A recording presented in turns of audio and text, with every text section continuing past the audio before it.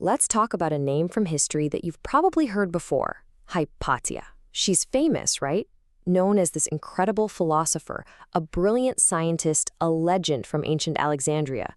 Her name just sounds important. And I bet you've seen this quote floating around. It's powerful stuff. Sounds like a brave, modern thinker taking a stand for reason.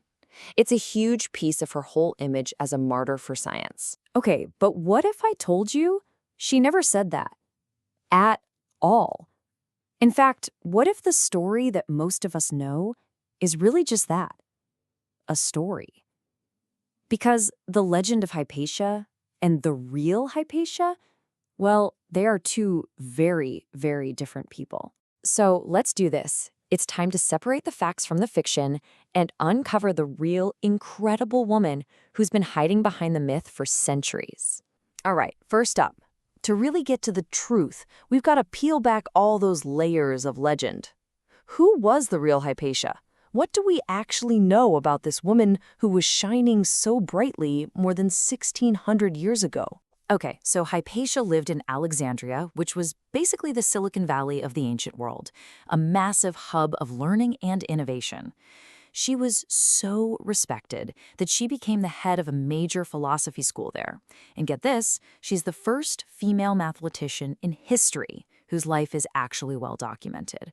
People from all over, pagans, Christians, you name it, they all sought her out for her wisdom. And here's a super important detail that often gets lost in the legend.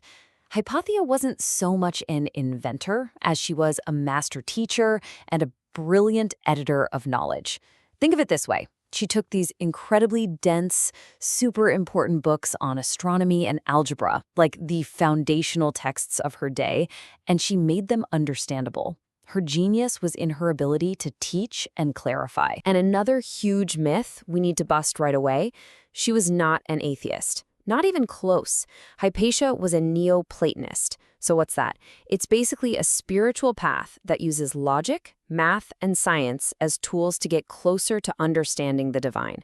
For her, science wasn't the enemy of spirituality, it was the path to it. So, if she was so brilliant and respected by everybody, how on earth did her story end so tragically? Well, the answer has almost nothing to do with a big fight between science and religion. It has everything to do with a messy, bitter political feud. To really get what happened, you need to know the two guys who were fighting for control of Alexandria. On one side, you have Orestes. He's the Roman governor, the top political dog in the city. He's also a Christian and Hypatia's close friend and trusted advisor. On the other side, you've got Cyril, the new, very ambitious bishop who is dead set on making the church the ultimate power in the city. A classic church versus state showdown. And where was Hypatia in all of this? Smack dab in the middle. Her powerful friendship with Orestes basically put a giant target on her back. To Cyril's supporters, she wasn't just a philosopher, she was a political obstacle, the one whispering in the governor's ear and getting in their way. And that political influence, not her love of astronomy or math, is what ultimately sealed her fate in the most brutal way you can imagine. Things went downhill, and they went downhill fast. As soon as Cyril became bishop, the rivalry with Orestes exploded into violence on the streets. Then, in early 415, a dangerous rumor started to spread like wildfire, that Hypatia was the one preventing Orestes from making peace with the bishop. By March of that year, that political smear campaign had fatal consequences. And hey, don't just take my word for it. A Christian historian who was writing at that time, a guy named Socrates Scholasticus, he laid it out plain as day. He wrote that she fell victim to political jealousy. This wasn't a random act. It was a targeted, politically motivated murder fueled by fake news. So, if the real story is about politics, how did it morph into this grand legend about science versus religion? Well, this is where the myth-making machine kicks into full gear, and her story gets rewritten over and over for centuries. Over time, it seems like every era gave Hypatia a makeover. First, pagans held her up as a martyr for their philosophy. Then, and this is wild, Her story got sort of absorbed and twisted into the legend of a Christian saint. Later, during the Enlightenment, she was reborn as a symbol of pure reason fighting superstition.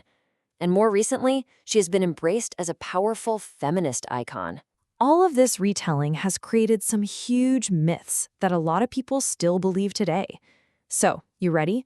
Let's do some rapid-fire myth busting. Myth number 1, and it's a big one. Hypatia died defending the great library of Alexandria from a fiery mob. The fact? The library was already long gone. It didn't even exist when she was alive. It had vanished centuries before. Myth number 2. She invented the astrolabe and all these other cool scientific instruments.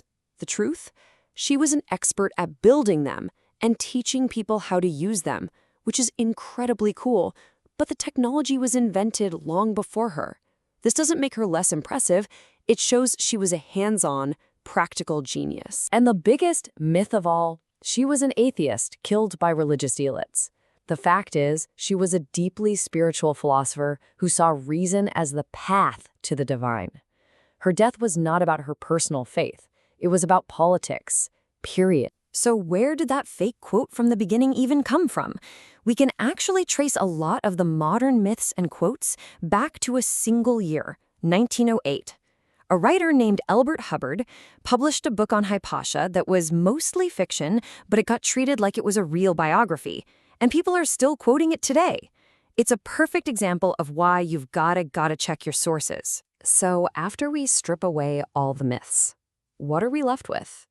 And more importantly, why does the real story of Hypatia matter so much to us now? Her real story matters because it's so much richer and more complicated than the legend. It's the story of an amazing woman succeeding in a world totally dominated by men. Her death wasn't a noble sacrifice for science. It was a brutal, ugly political tragedy.